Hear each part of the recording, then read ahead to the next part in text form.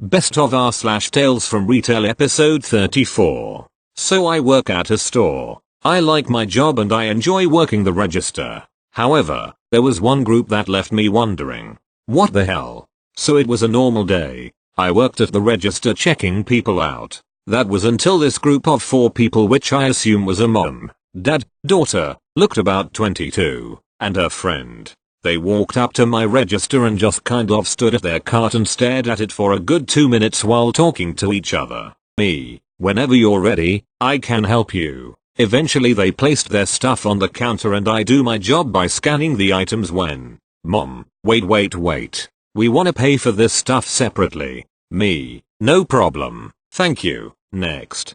I would have posted this early, but I had to spend some time in the hospital getting my gallbladder removed. It was the 23rd of December. I was bagging a lady's order. When the cashier was done ringing up her order, it came up to be $35, $5 more than she had. She was embarrassed as she started to decide what to put back. The cashier told her not to worry, as these things happen, and that she had done it herself on occasion. The man behind her spoke up. I'll pay for it. The lady at this time was so happy she began to cry. Thank you, you are so kind. Don't mention it, the man replied. Since she was crying, I asked if she needed a hug. She nodded yes. I gave her a hug and she gained her composure and wiped her eyes. I asked her if she needed any help getting to her car. She said she was fine. By this time the man was finished checking out. The lady thanked him again and wished him a Merry Christmas. He replied, Merry Christmas to you as well. The lady went one direction. He went the other. But for that one moment they were bonded together by a simple act of kindness. Merry Christmas. Thank you. Next. Figure I can talk about this since I was only there for a Christmas temp job and my contract was completed recently. I worked at a books and stationery shop that is well known. The people that I worked with were amazing and I bring you some fun little tales from my time there. Tale 1. So we had a policy that unless you're above the age of 18 you will need to provide it to buy Sharpie pens. Math sets, basically anything sharp or have chemicals in it. You can buy a lottery ticket from 16 but still need it. What happens if we sell to someone clearly underage without it? Welp, you go to jail. So a high school girl comes into the shop and is trying to buy a math set. So of course I ask for it. Girl asks if I'm joking. Of course I politely tell her no and that she will need it or a legal guardian who is obviously not 18. She leaves. I write in the file. While I'm doing that the dad comes round just as my colleague comes round. Cast for this tale: me, dad, daughter and colleague. Dad: hi, were you joking when you said my daughter needs it? Dad is very polite through our exchange. Me: no, I'm afraid not. Dad: why would she need it? That seems silly. Colleague: sorry, but we legally can't sell anything sharp or has chemicals. This includes math sets since they have a metal compass. Daughter rolls her eyes. It's not like I'm gonna stab myself with a compass. Me, staring blankly. It's not that you might stab yourself with a compass but more like you'll stab someone else with a compass or get into an accident. Colleague: exactly. Me: if something happens then the company is liable. If they're liable then I'll get in trouble. I then look at the daughter straight in the eye. I am not going to jail. The dad and my colleague got a good laugh out of that. The daughter I think was a little stunned. Tale 2. Cast for tale: me, husband, wife. This one more caught me off guard more than anything because of how unusual it was. I'm used to weird calls but not ones in person. So I was tidying cards with an elderly couple came round. Husband: hi, do you work here? Me: I sure do. How can I help? Husband: we're looking for an annual. Wife: if you don't have that book there will be war. They go on for a little bit while I was taken aback by that line. They were both very cheerful and I got trickster teasers off them. Me: it's probably a good thing I work at stationery then. We laughed for a bit and I took them up to the front desk where I got my colleague to show them where to go. Wife: thank you. I won't have to come back and murder you. You're safe for now. Me: wait, what? Tale 3. Cast for tale: me, daughter and mother. This one is more simple. A mother and daughter come up to the till while I'm the only one there. We've had a few questions but hearing about this makes me worried for humanity sometimes. Mother: hi, this is probably going to be a weird question. Me, there's no such thing as weird questions. How can I help you ladies? Mother then directs attention to her daughter. Mother, would you be able to cut this for her? She motions to a ribbon that's used to hang the clothing on hangers. It's wrapped across her daughter's neck. Mother, she says it's been choking her for a while now. Me, okay. I got the scissors and cut the ribbon. Me, how did your head even slip through there? How long has this happened? Daughter, 30 minutes ago. It's been choking me ever since. Me, how did you survive for this long?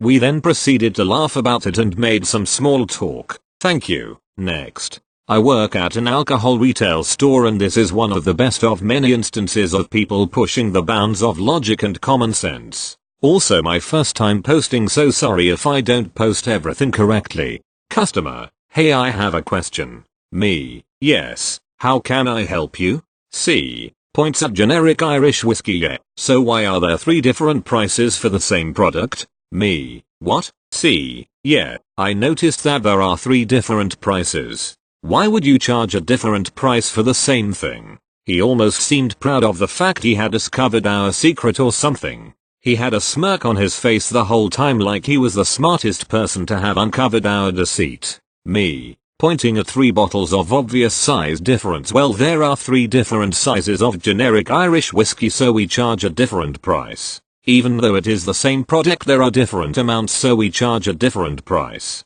See how quick he walks away. I'm honestly baffled by some people and their inability to use their brain. Thank you. Next. My first job was at a sandwich store. One evening, a woman, let's call her Karen, she had the haircut and facial expression, ordered some food for herself and her kids. I asked if she wanted combos with the order. The kids combo is plus $1 and the adult combo is plus $3 to each sandwich. The kids combo comes with a Rice Krispie and a drink, and the adult combo is a bag of chips and drink. She said yes, so I charge her for adult combos. The inference is correct 99% of the time. I started making her sandwiches, and she immediately went off on my shift lead. I wanted kids combos. You need to make this right. My shift lead apologizes and takes a few dollars from the till to pay her back. Karen goes to the drink fountain and gets the beverages.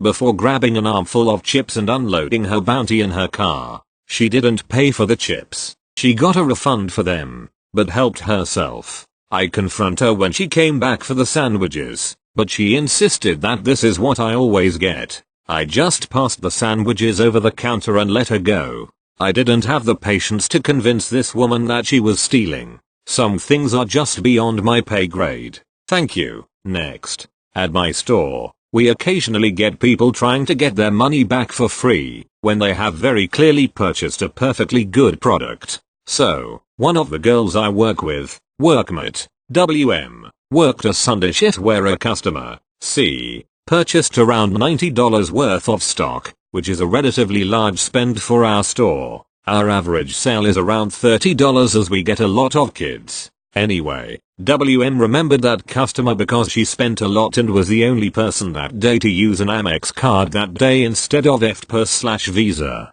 The next day, I was working with WM and we got a phone call from C, claiming that she had been double charged for her $90 purchase the previous day, which WM immediately thought was fishy because there's literally no way that could happen on our system unless the entire transaction was put through twice, and the person paid twice. Giving her the benefit of the doubt, WM calmly said, "Yup, come back in with your receipt and we can refund you." But C was having none of it. She claimed that she lived out of the city and wasn't planning on coming back in for a while, so couldn't we just refund her over the phone? Our system only allows refunds in person, and we have to have proof of purchase to give someone their money back, logically. So WM explained that to C, who then asked if she could get the refund over email. WM, again, said that we literally can't do that. Besides not having proof of purchase, we are physically unable to reimburse money in that fashion. C had a huge angry rant at WM, who just mm'd and sorried until C hung up. She turned to me and explained what happened.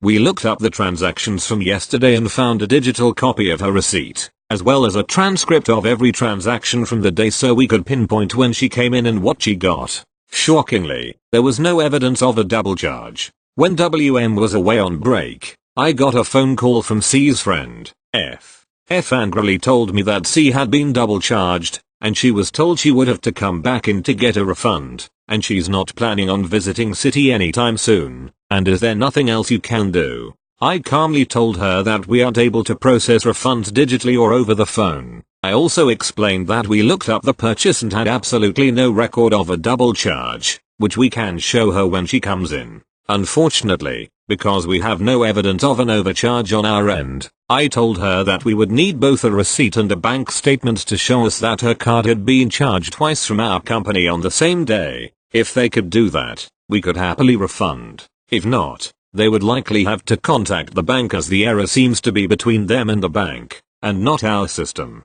F grumpily said thanks and hung up. We never heard from them again. Ironically, WM served C again the next day and C didn't say a word about the matter. If you've worked retail, you'll know that one of the most satisfying things in the world is very politely explaining exactly why someone is wrong, and they can't get mad at you because you're both right and civil. Thank you. Next. Woman with a large basket full of stuff, shopping leisurely through all the pre-closing announcements. Rolls up to self-check 5 minutes after closing. Lights have dimmed. All other registers closed. Scanning items leisurely, which is totally fine. I get paid until she is done. Changes her mind on 6 different items, and I put each into the go back pile. Some things are holiday decorations. She plays with them. Turns the lights on and off. I don't want this. No wait, I do. No, never mind. All fine. Patience is my middle name. It's my last shift on my last day of a holiday temporary job. What's a few more minutes? I'll take the extra $2.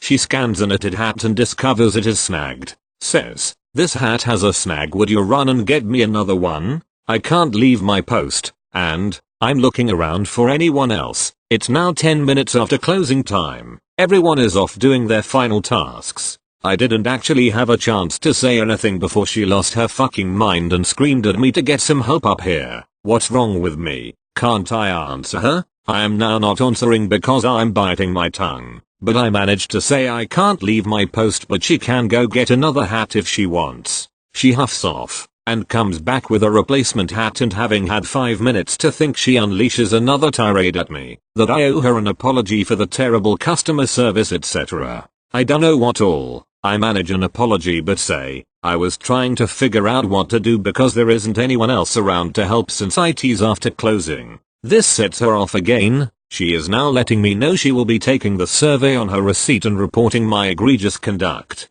I'm thinking, 10 years ago on my last shift of a temp job I'd have some choice words for her, but sadly I guess I've gone soft in my old age. She finally gets all her items checked through and attempts to pay. First card, declined. Second card, declined. Dumps entire purse out onto the self-checkout stand and rifles through looking for a working card or some cash. Hobbles together $20 of random crumpled bills. She's about $140 short.